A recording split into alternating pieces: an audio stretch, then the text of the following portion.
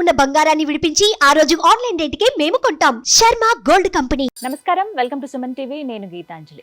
పితృపక్షాలు ప్రారంభమయ్యాయి, ముగిసే దశకు కూడా రాబోతున్నాయి మరొక 5-6 రోజుల్లో.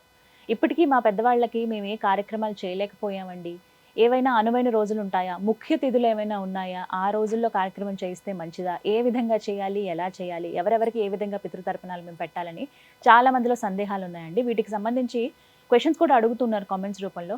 నాకు అనిపించింది సరైన సమాధానం ఇవ్వాలి, మీకు కూడా ఈ చివరి అవకాశాన్ని వినియోగించుకునేటువంటి ఈ అద్భుత అవకాశం ఉండాలి అనే ఉద్దేశంతో మేము ఆహ్వానించాము. భద్రాచలంలో ఉన్నటువంటి గోవింద కల్పవృక్ష నారసింహ సాలగ్రామ ఆశ్రమ నిర్వాహకులు, ప్రముఖ ఆధ్యాత్మికవేత్త, నృసింహ సేవకులు డాక్టర్ కృష్ణ చైతన్య స్వామి గారు. వారితో మాట్లాడదాం. వారు మనతో పాటు ఉన్నారు.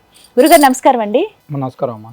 పితృపక్షాలు విన్నారు, ఈ విధంగానే అడిగారండి. మేము ఇన్ని రోజులు పెట్టలేకపోయాం. కొంతమంది అయితే తిథి తెలియదు మాకు, ఏ రోజున చెయ్యాలి, ఎవరెవరికి ఏ విధంగా ఎలా అంటూ ఏమైనా నియమం ఉంటుందా, మేము ఎలా రావాలి, ఎలా కలవాలి, మేమే స్వయంగా వెళ్ళాలా, ఇలా ఇంకా క్వశ్చన్స్ అడుగుతూ ఉన్నారు. దాదాపుగా ఎన్ని రోజులండి? వారం గడిచిపోయింది, 8 రోజులు అయిపోయినాయి. ఇంకా 9-10 దగ్గర ఇంకా 4-5 రోజులు ఉన్నట్టే. ఎవరెవరు ఈ రోజుల్ని వినియోగించుకోవచ్చు చక్కగా?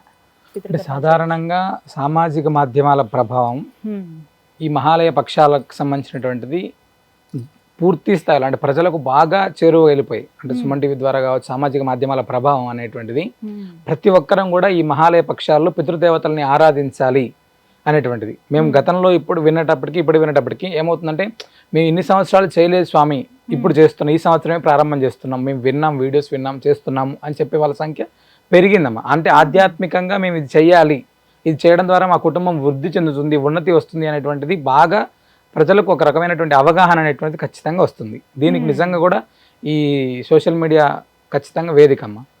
అయితే ఇప్పుడు దాకా అంటే 8 రోజులు పూర్తి అయిపోయాయి ఈ మహాలయ పక్షాల్లో. ఇంకా విశేషమైనటువంటి రోజులు ఒక 3-4 ఉన్నాయి.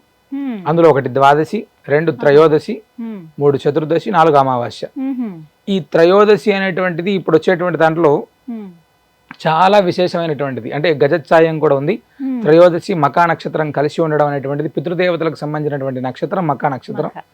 ఆనాడు ఎవరైనా అంటే మనం ఇంకా తర్పణ శ్రాద్ధ కార్యక్రమాలు చేసుకోవాల్సినటువంటి ప్రతి ఒక్కరికి కూడా ఆనాడు చాలా అద్భుతమైనటువంటి రోజు. అంటే ఎన్ని పితృదోషాలు ఉన్నప్పటికీ కూడా సమూలంగా పరిహారం అయ్యేటువంటి శుభదినం. అదేవిధంగా చతుర్దశి అంటే లాస్ట్ అక్టోబర్ 1వ తారీఖు, అది అద్భుతమైనటువంటి రోజు. 1, 3 అమావాస్య 2వ తారీఖు, అక్టోబర్ 2వ తారీఖు చాలా ఇంకా అద్భుతమైనటువంటిది. అంటే ఇప్పటిదాకా మేము చేయలేకపోయాము అనుకునేటువంటి వాళ్ళకి ఈ 3 రోజులు అనేటువంటిది చాలా ఉపయోగకరంగా ఉంటుందమ్మా. అది ఈ 3 రోజుల్లో ఎవరెవరికి చేయవచ్చండి?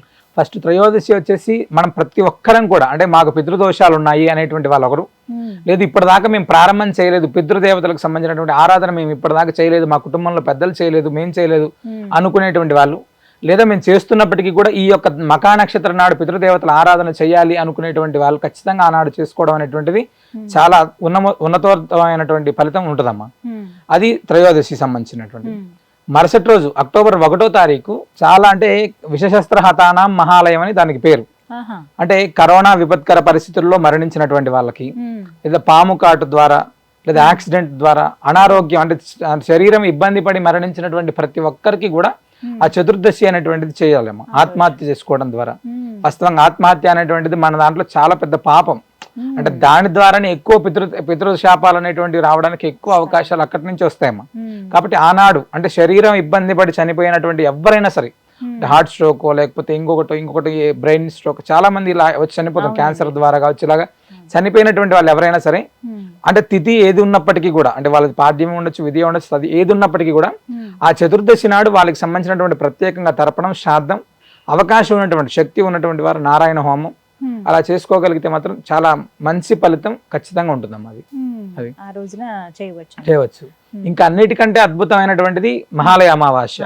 మహాలయం అంటే దానికే పెద్ద గొప్ప పేరు మహాలయం. ఫస్ట్ ఆ అమావాస్య నాడు అంటే పితృదేవతలకు సంబంధించినటువంటి ఆరాధన మేము అసలు సంవత్సర కాలంలో చేయలేదు, లేదు ఈ 15 రోజుల్లో మేము చేయలేదు, కనీసం ఆనాడు అయినా మనం ఖచ్చితంగా మన పితృదేవతలకు సంబంధించినటువంటి తర్పణ శ్రాద్ధ కార్యక్రమాలు చేసుకోవడం అనేటువంటిది చాలా విశేషమైనటువంటి ఫలితం ఉంటుంది. అంటే అమావాస్య సాధారణంగానే తర్పణ శ్రాద్ధం చేస్తే మంచి ఫలితం. అలాంటిది మహాలయ అమావాస్య నాడు చేయడం అనేటువంటిది అంటే వాళ్ళని సంతృప్తి పరిచి ఉత్తమ గతులు వాళ్ళకు వచ్చి మనకు ఆశీర్వాదం అందేటువంటి శుభదినం అమ్మ అది. ఆ రోజున ఈ మొత్తంగా ఈ 3 రోజులు చాలా విశేషం. అవునమ్మా. అంటే ఇప్పటి వరకు ఎవరైతే చేయించలేదో వారు ఇప్పుడు చూసి ఖచ్చితంగా చేసుకోవచ్చు. అవకాశం ఉన్నటువంటి వారు అంటే చెయ్యాలని అటువంటి ఆతృత మీకు ఉంది అనుకునేటువంటి వాళ్ళు తప్పకుండా ఈ 3 రోజులు ఉపయోగించుకుంటే చాలా మంచిదని మా యొక్క ఆలోచన. ఉదాహరణకి చవితి వచ్చింది అనుకోండి, చవితి నాడు ఆల్రెడీ చేసాము, మళ్ళీ మహాలయానికి చేయించవచ్చా? అలా చవితి రోజు చేసిన, అష్టమి రోజు చేసిన, ఏం చేసినప్పటికీ కూడా అమావాస్య నాడు తప్పకుండా చేసుకోవచ్చు అమ్మ, ఖచ్చితంగా. లేదు శరీరం ఇబ్బంది పడి చనిపోయినటువంటి వాళ్ళు చతుర్దశి రోజు చేసుకోవచ్చు. పితృదేవతలను విశేషంగా ఆరాధించుకోవాలి అనుకున్నటువంటి వాళ్ళు ఆ త్రయోదశి మకా నక్షత్రం రోజు చేసుకోవచ్చు.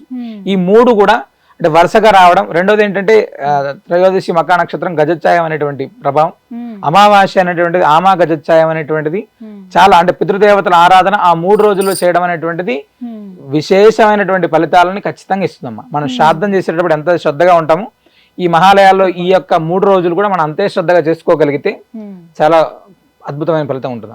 అయితే దూరంగా ఉన్న వాళ్ళకి ఎలా అనేది ఒక పెద్ద సందేహం. అవునమ్మా, మనం నృసింహ సేవావాహిని నుంచి మనం గత 8-9 రోజుల నుంచి కూడా చాలా అద్భుతంగా భద్రాద్రి దివ్యక్షేత్రంలో గోదావరి నదీ తీరంలో మహానారాయణ హోమం, మహారుద్ర హోమం, తర్పణము, శ్రాద్ధము, ప్రతినిత్యం గోపూజ, అన్న సమారాధన, సాయంత్రం ఏమో వేదపారాయణం, శ్రీమద్ భాగవత పారాయణం, ఇవన్నీ కూడా చాలా అద్భుతంగా చాలా భక్తి శ్రద్ధలతోటి అద్భుతంగా నడుస్తున్నాయమ్మా.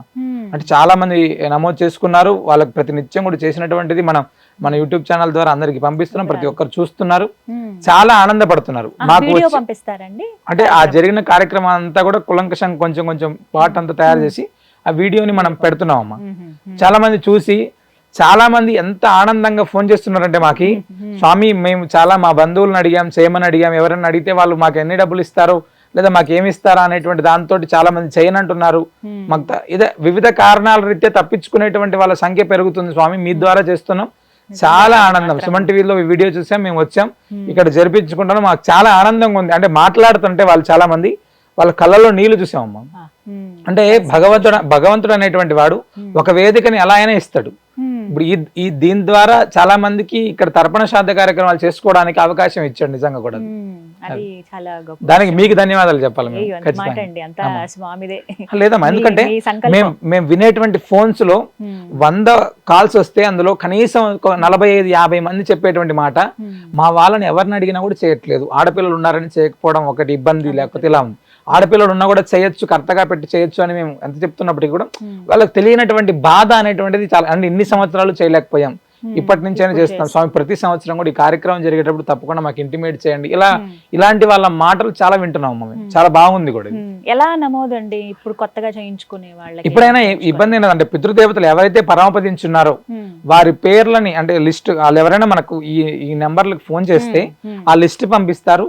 ఆ లిస్ట్ లో ఎవరైతే గతించి ఉన్నారో వాళ్ళ పేర్లు రాసి మనకు పంపిస్తే ఆ 3 రోజులు కూడా ఖచ్చితంగా కార్యక్రమం జరుగుతుంది. హోమం జరుగుతుంది, తర్పణ శ్రాద్ధ కార్యక్రమాలు జరుగుతాయి, అన్న సమారాధన అన్ని కూడా జరుగుతాయి అమ్మ. అయితే ఎవరెవరైతే దూరంగా ఉన్నారు, ఒక్క మాట అండి, ఇప్పుడు దూరంగా ఉన్న వాళ్ళు ఇలా ఫోన్ చేసి పేర్లు ఇచ్చి చేయించుకుంటున్నారు కదా, ఆ రోజున అక్కడ వాళ్ళు పాటించాల్సిన నియమాలు అంటే ఏమైనా ఉంటాయి? సాధారణంగా మహాలయ అమావాస్య రోజే చేస్తున్నాం మనం అనుకోండి. సాధారణంగా అమావాస్య చేసేటప్పుడు ఎవరైనా ఆ ఇంట్లో కొడుకు ఈ మహాలయం చేస్తున్నాడు, మహాలయం చేస్తుంటే ఇల్లు శుద్ధి ఫస్ట్, ముందు రోజు రాత్రి నుంచి ఉపవాసం, ఏదైనా టిఫిన్ తీసుకొని ఉండడం, మరుసటి రోజు ఉదయం వారి నిత్య నైమిత్తికంగా ఉండేటువంటి కార్యక్రమాలు ఏదైతే ఉంటాయో అవి చేసుకున్న తర్వాత ఈ తర్పణము, శ్రాద్ధం అంటే విశేషమైనటువంటి పదార్థాలు ఏదైనా వండేటువంటి ఓపిక ఉండేటువంటి వాళ్ళు, లేదా మనం ఏదైనా అన్నం కానీ, పాయసం కానీ, వడలు కానీ, గారెలు చేసి అక్కడ పితృదేవతలకు నివేదన చేసి తర్పణ శ్రాద్ధ కార్యక్రమాలు వాళ్ళు చేసుకోలేదు కాబట్టి మనం చేస్తున్నాం కాబట్టి కనీసం వాళ్ళు పాటించాల్సినటువంటి నియమాలమ్మా అవి ఖచ్చితంగా. ఇవి అక్కడ ఉన్న ఎంత దూరంలో ఉన్నా ఎక్కడ ఉన్నప్పటికీ కూడా మనం ఇది సాధారణంగా చేసుకునేటువంటి ప్రక్రియ.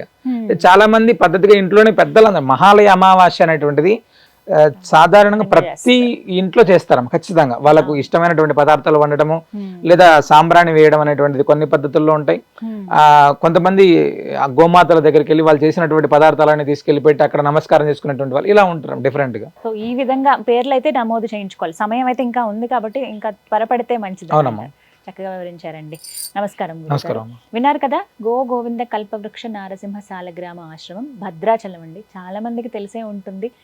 కొన్ని వీడియోస్లో చూసాం, ఆ స్వామి మహిమ తెలుసుకున్నాం. ప్రత్యేకించి ఆశ్రమ నిర్వాహకులు ఎవరైతే ఉన్నారో కృష్ణ చైతన్య స్వామి గారు, వారు ఇలా పితృ కార్యక్రమాలు చేయాలని నిర్ణయించుకున్నారు. ఈ పక్షం రోజుల పాటు వివిధ పూజ కార్యక్రమాలు, పితృ కార్యక్రమాలు కూడా జరుగుతూ ఉంటాయి. అంటే చాలామంది ఇన్ని రోజుల్లో మేము చేయించుకోలేకపోయాం అనుకున్న వాళ్ళు చివరి 3 రోజులు చాలా ముఖ్యమైనవని చెబుతున్నారు. త్రయోదశి, చతుర్దశి, అమావాస్య, మహాలయ అమావాస్య ఏదైతే ఉందో, ఈ 3 రోజుల్లో కనుక మీరు చేయించుకోదలుచుకుంటే స్క్రీన్ మీద నెంబర్ ఇస్తున్నాను, అలాగే అడ్రస్ కూడా ఇస్తాను.